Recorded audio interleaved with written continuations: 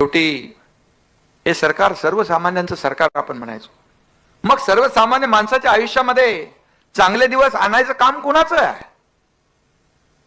सरकारचं आहे. आणि म्हणून या राज्यातली जी काही सर्वसामान्य माणसं त्यांच्या जीवनामध्ये बदल घडवण्यासाठीच ही लाडकी बहीण योजना, युवा प्रशिक्षण योजना, शेतकरी सन्मान योजना, ज्येष्ठांची योजना आपल्या महायुती सरकारने केली. आणि मी माझ्या लाडक्या बहिणींना सांगू इच्छितो, कोणी काही किती काही म्हटलं तरी लाडकी बहीण योजना कधी बंद होणार नाही. प्रिंटिंग मिस्टेक कधीच आम्ही म्हणणार नाही.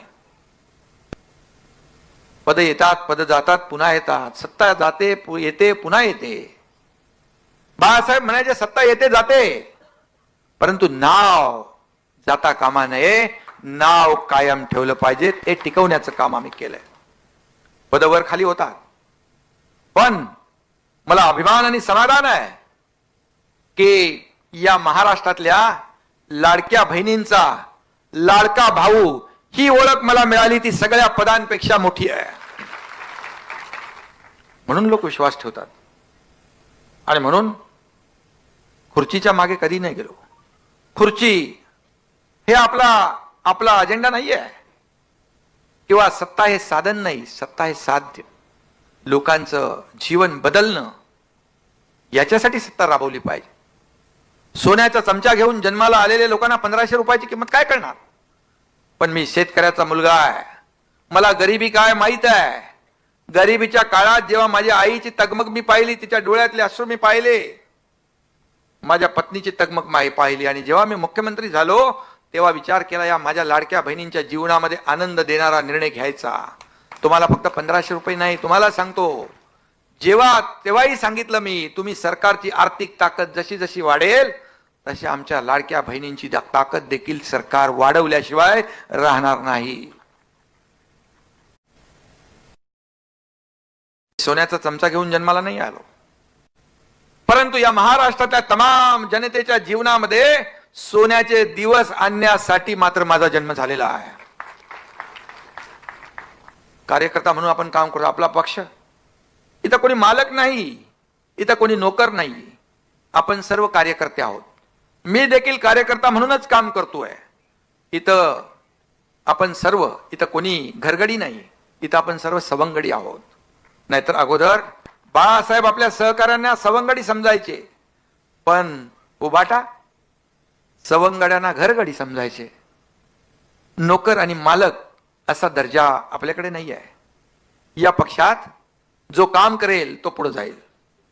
आणि म्हणून कार्यकर्त्यांचा पक्ष इथं. म्हणून मी सर्व पदाधिकाऱ्यांना देखील सांगू इच्छितो, हा माझा, तो जवळचा, तो दूरचा, हे बिलकुल करू नका. हा पक्ष तुमचा आहे, हा सर्वसामान्यांचा पक्ष आहे.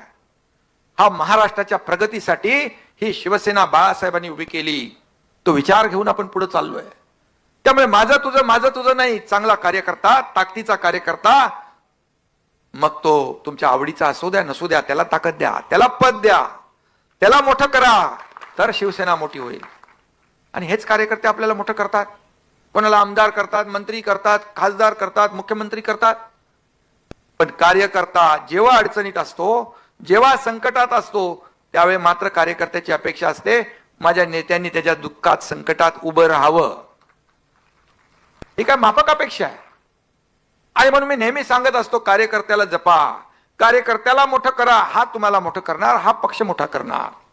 शेवटी सगळीकडे नेता जाऊ शकत नाही.